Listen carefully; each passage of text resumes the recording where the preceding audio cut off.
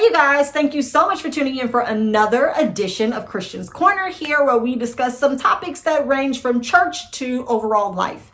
And I gotta tell you that this topic is one that I personally can relate to the most, because I have just been watching the ebbs and the flows of church culture, specifically Black church culture, and overall the scope of millennialism and how we're moving and what my age group in culture truly cares about spiritually, right? And a lot of millennials right now are on what some of you would possibly like to call new age religion, right?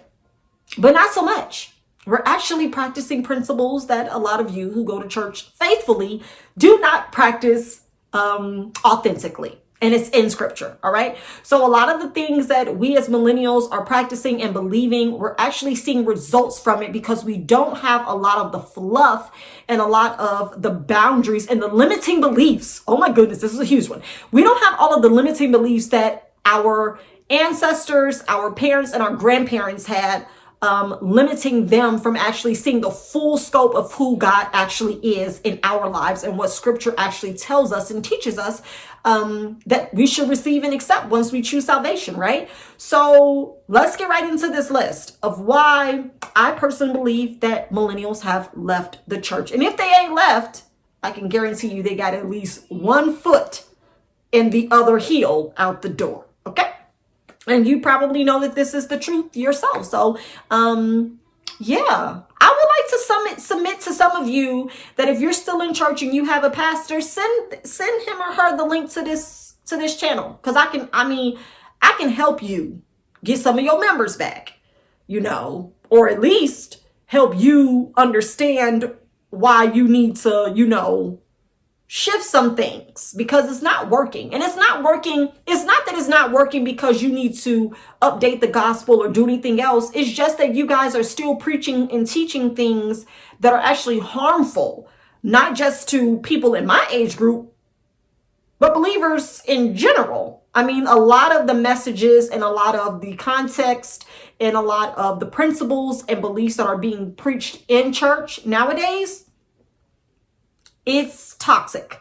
It's toxic, it's harmful, it's problematic, and it's honestly something that since I have freed myself from, my life is so much better. I am such a better person. I don't live in fear. I don't live in shame. And I feel good. I feel very good about the relationship that I have with God, because I'm not doing it to please anyone else. I'm specifically doing it to please him. And I hear from him and I know that my connection is authentic and it's genuine, and I don't have to go through a third party to hear any of what he has to say concerning me. So let's get into this video. So, number one reason that I personally believe that millennials have left the church is because we had enough of it as children. I mean, like, I really don't know how to skate past this. We went to church a lot as children. I know me and my siblings did. We were in church a lot back in the day now, y'all.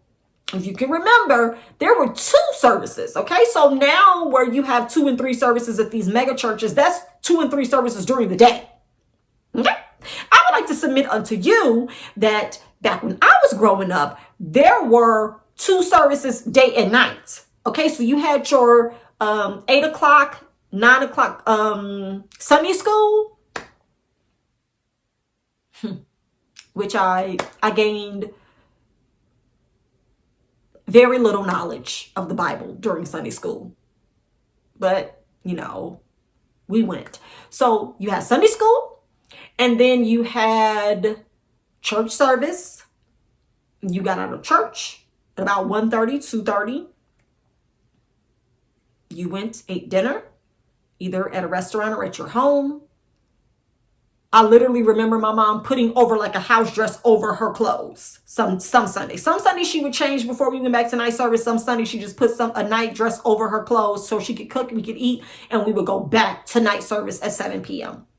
I lie not unto you. So we were at Sunday service twice. And then we had Bible study on Wednesdays. And then sometimes there would be a Friday night service. Not all the time, but sometimes.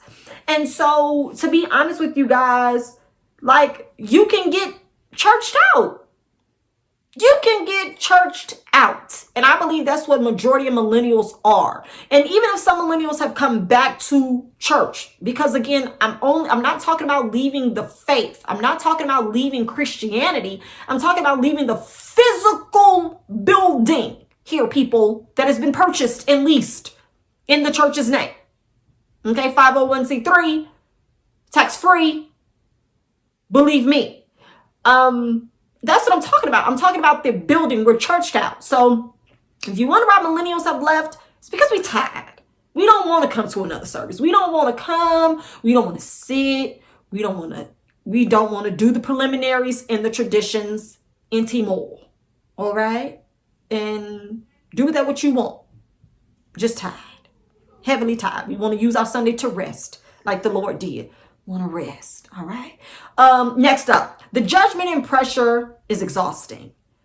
I cannot, expound on this any more than I already have in my first video about why I quit church, but it's exhausting. The pressure, the judgment of other people, literally what you're wearing, what you did on the weekend, or where you've been, if you haven't shown up in a while, where you work, your attendance, what time you got there, if you're late, being talked to and talked at, preached at from the pulpit for something they may have saw you do on social media. It's the subliminals, it's the judgment, it's the projection, it's the perception. That we're tired of trying to duck and dodge those emotions and those feelings. We get enough of it from our exterior environment, right? And sometimes you don't even have problems in your exterior life. Like, sometimes your job is great. You're fine with the people that you engage with outside of church. But it's when you get into church, you find so much judgment, so much heaviness, so much oppression, so many spirits and forces that you're up against trying to prove wrong. Like, no, I'm not like that. No, I'm not doing that. No, I'm not, this way. And you find yourself like not wanting to have to do it anymore. So you stop going. And that's where we sit as millennials. I'm not finna try to prove nothing to you. I'm just not going to show up.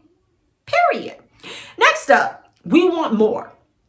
So by this, I can speak for myself. If I were to ever return to church, I would expect more. And by that, I do not want to be coddled.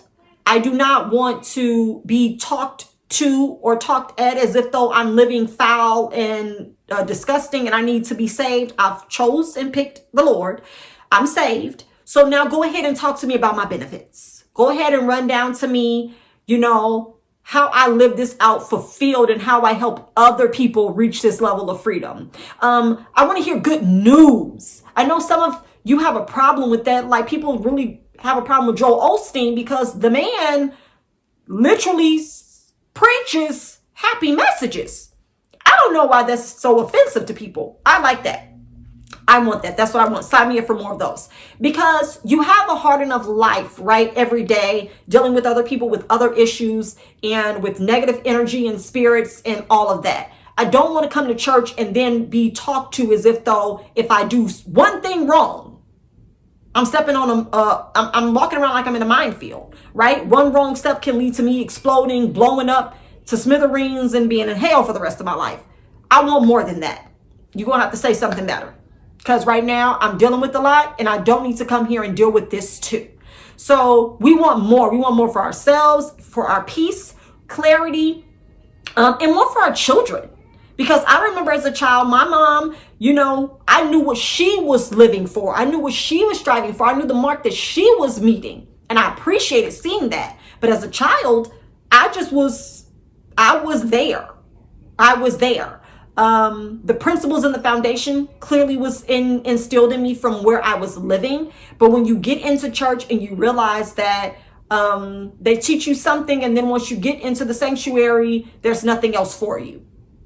Nothing. You just need to govern yourselves accordingly, sit there and take it in, and it's over your head. Nothing aligns. And so that's why I'm kind of glad to see the church has made some evolution towards having children's ministry and actually focusing and committing something for children to actually have an outlet and an environment to where they can safely and sensibly be taught some life principles and certain beliefs, So So I think that's cool. But millennials are leaving the church because we want more. And what you've been serving has not been something we actually want to eat. And so we've left. Next up, we don't subscribe to fear. A lot of millennials have had to get out there, get it for themselves. We are extremely creative. We're extremely innovative. We are opening doors for ourselves. We're creating doors. We're building bridges to get to our goals and what we want.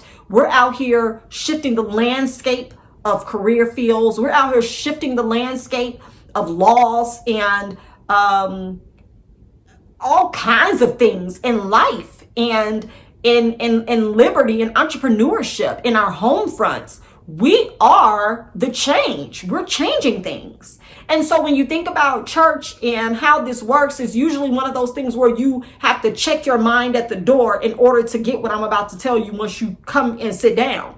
And that's usually a fear-based gospel where you do this or this is going to happen to you.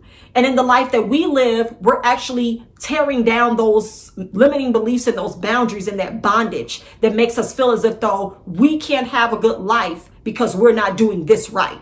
That's not what we want to come into church and hear. We want to be encouraged. We want to feel like we have the power within us to actually live a life that is fulfilling and that is pleasing to the Lord, but that also other people can eat from that fruit too. So it's kind of like I find church to be a place where you should be able to go as a fill-up station. You know, if you're running on E, you know what I'm saying? You just need a little more encouragement and inspiration. You go in there for a good testimony service. You get you a good word. You get to see people and how they're doing, touch bases, connect, encourage one another, and go about your week so that you can clearly be a light and a beacon, right? That's not what happens. You get in church and you're told that what you're doing is wrong, it's foul. You're going to hell for it. You're going to burn. You need to give the Lord your all. You're not doing enough. You need to cry out. You need to speak in tongues. You need to roll on the floor. If you spit up, great. That means you got a little piece of deliverance, honey, and come back Sunday and we will do this again. Don't want to do that. Don't want to do it. Don't want to live in fear. I simply want to live a life that is pleasing to God and that feels good for me. Okay. And if I can't do that, then I'm not really sure where I stand. So I just don't show up. Millennials don't want to subscribe to fear. You can't get us a hook, line, and sinker anymore with do this or go to hell. We have questions and you should have answers. And scripture just isn't going to cut it anymore. You're going to have to stop saying that because at this point, I believe you're only saying it because it's there, not because you honestly have more in-depth reasoning and explanation for why it exists and how it actually makes me feel to serve a God that would do that to me. I cannot live in fear of someone that I'm supposed to also believe loves me unconditionally.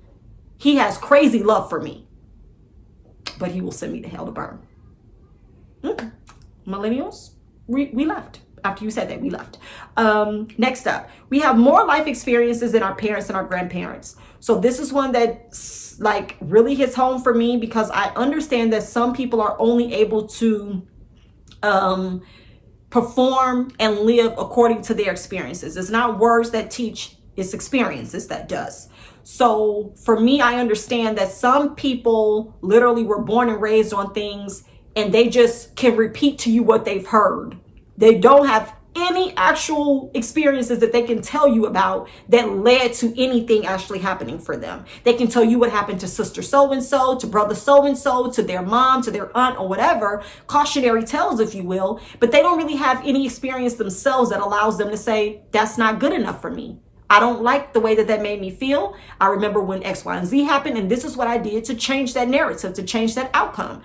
And for us as millennials, we're literally living out things and having to break down barriers and to create new environments that we feel like we can thrive and be healthy in. We're doing the work that our parents and grandparents didn't do to secure and save themselves mentally and emotionally. So when I think of church, I don't want to come to church and be talked to and treated as if though I haven't experienced anything in the world that makes me need to be here. I want to be here to feel like I'm a part of something greater with the great mission to help other people feel fulfilled. But when I get in the environment and I'm looked at and treated as if though my experience out there means nothing in here, that doesn't work for me. I can't allow that to be what actually drives me to come back week after week after week. Like, oh, you're nothing once you get here. Oh, it don't matter what you went through. It don't matter who you helped this week. If you're a social worker, it don't matter that you saved some kids, that you placed them in a safer home or environment. It doesn't matter that you had to hold a child that was crying and didn't have no clothes and hadn't eaten in 5 days.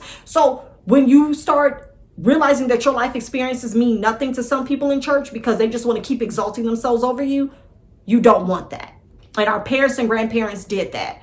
All of what they accomplished outside of church meant nothing once they got in church. And that's something that we as millennials are not about to let you do to us. No, we're just not going to come. Next up, the church looks and acts like the world that it is supposed to be saving.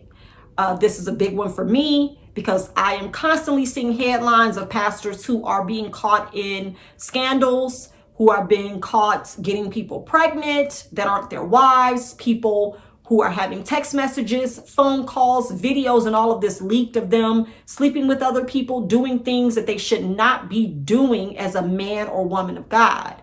And while I don't have any place to tell you what you should or shouldn't be doing, you accepted the call. And it's really starting to feel like, for me, some of these pastors should have put their phone on D&D. Do not disturb, Lord. Don't disturb me. I don't want to accept your call. Some of y'all should have just declined the call because you're still doing what you want to do. And we see that. We're young enough to see that and say, I get that you are going to have some fleshly, issues that may cause you to fall or whatever. Not a problem. Go and be a motivational speaker. Why do you have to choose the Lord's name to represent and do these things in the name of? I think that it's ridiculous. So for us, we're in the world seeing people do this. We're seeing actors and rappers and everyday coworkers and neighbors do this stuff. Why should I come to church to watch you do it too? And then you get up and continue to apologize. Or you marry the person you were sleeping with on your wife. And now we have to call this woman the first lady, but she's clearly the first harlot. I'm not here for, not going to do it. So we understand that the church looks and acts like the world that is trying to save. So we're not coming. Next up, we can't be bamboozled. You can't fool me. You can't cheat me. You can't treat me like I'm just somebody on the street that has no understanding and knowledge of what is actually happening out here. If you want your whole entire lifestyle to be paid for, again, I submit to you that you should get you a YouTube channel. You should start you a marketing and branding or a motivational speaking keynote speaker page and platform to where you can go out and just encourage people. Because you can't fool me into believing that this is something you honestly want to do when you're not really able to uphold the standard that you are teaching to other people. You can't bamboozle me and cheat me or fool me into believing that giving into your life while everybody else in your ministry suffers and struggles, that that's the will of God as well. I'm not going for it. I would love to sit in a church, in a service, and see a pastor half offering halted. Nope, we're not going to do offering today. We're not going to collect tithes and offering today. I'm going to get the deacons and the ushers to bring out some collection plates. We have decided to take $2,500 this week, and we are just going to bless the families in the ministry. Ooh, that sounds cute. I'm here for that. Sign me up for that. I'm actually going to drop a check in the basket. Okay, I don't want to take that now. I just want to see other people get blessed. That's what we would prefer to see. The fruit, the fruits of our labor, the fruits of our tithes, the fruits of our offering. You can no longer fool and bamboozle me into believing that you guys are doing such a great work when nobody else's life is being increased in here but you in your suits and your wife's dresses. Okay? I'm tired of it. I'm tired of seeing people walk around here with 18 and 26-inch weaves on the platform while they're singing, and other people are in here that don't even have $200 to spend on a bundle, let alone $200 to pay their light bill. That's offensive, and that's a slap in the face. So we're not coming. Next up, we saw what it got our parents and our grandparents. Yeah, so we know, we saw what happened. When people literally leave this earth, just living to serve God and to please Him, and they leave here with nothing, like they leave here with nothing but the story or the legacy behind their name that they love the Lord, but not that they contributed so much that they poured so much of themselves out into the community or so much of themselves out into other people that people have their name and what they stood for on their tongue. I would very much rather, people know me to be a believer and a Christian that loved all, who gave so many opportunities. Like, oh my goodness, her business was so blessed and she blessed so many people with jobs and with food and with coats and with school supplies. Oh my goodness. Yeah, that's what I would like to see. We've seen what being in church and being churchy has gotten our parents and grandparents. Nothing. Goose egg. Nothing. Nothing to show for other than their salvation and a whole lot of judgment. They've been very judgy. Judgy. What are you wearing? That skirt is too short. That's too tight. She got a baby daddy. Oh, she pregnant with another one. Oh, I know that ain't her husband. Oh my goodness. She got on red lipstick. Them earrings too big. Your nails red. Oh, got them lashes. They long. See too much of them ankles. Come on now. It's too much. And so when we get to see what it got other people, you usually don't sign up for torture once you've seen other people go through something they didn't enjoy. So a lot of us aren't like really clamoring, at the pews to get our seat. Because it's like, y'all wasn't even happy when y'all was there. Y'all weren't happy. Y'all were shouting and screaming and hollering and rejoicing. And then when you left, you talked about everyone that was there. We know.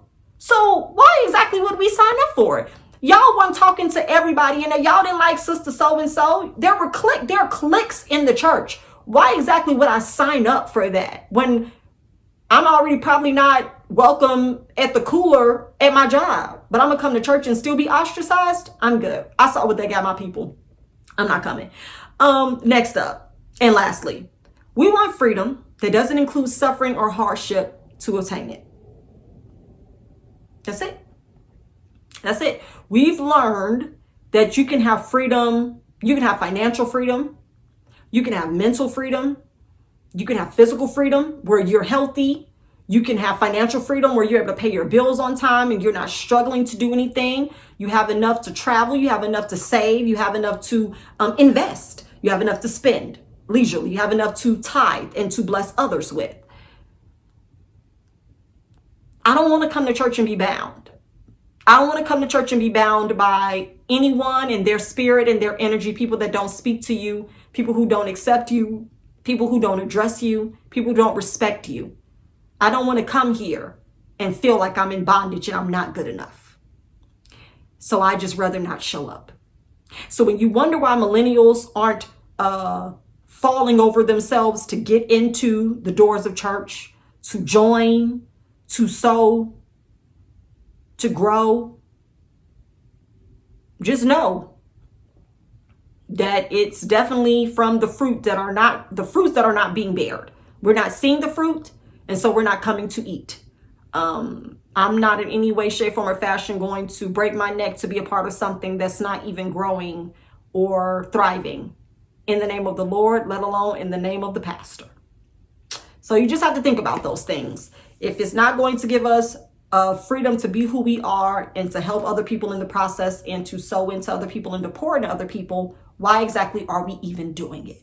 And you have to ask yourself that. What are we doing in our community while we're here? Whose lives are being changed and help for the greater good? Everybody who comes through your doors is not going to be a member, but they can definitely learn and experience the love of God through you for that one day, for that 1 hour.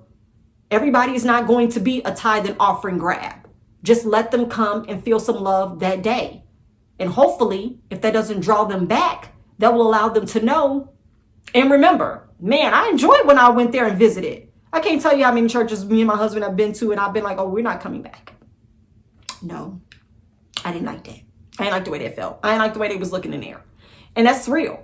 That's the honest to God truth. So make a better environment that's conducive to the growth and the openness of the people who will sit there and receive the gospel. More than likely, if you're in church, it's not your first time hearing the word of God or being around church people. You're probably there because you know someone, you've heard of it, or you simply just want to be around people who should have good, uplifting, positive energy. And if you don't encounter that, I can guarantee you, you probably won't be back. And if you've never seen anybody return to your church, these are probably some of the reasons. So just, do a little self-assessment, do a little church assessment, put these things on a little clipboard and give them to your leaders and see how they're doing in these areas. Rank yourselves. On a scale of 1 to 10, how are we doing? Doesn't hurt to simply know. But these are my personal reasons that I think millennials have left the church. And some of us don't plan to come back. And it's okay. No judgment here. Thank y'all for tuning in for another great video. Hopefully you will like, share, comment, and subscribe to the channel. And I look forward to sharing more topics like this and others with you guys as we continue to grow and just be on this journey of life and figuring it out together. There's no harm in doing that. Have a great rest of your day, and I'll see you in the next one.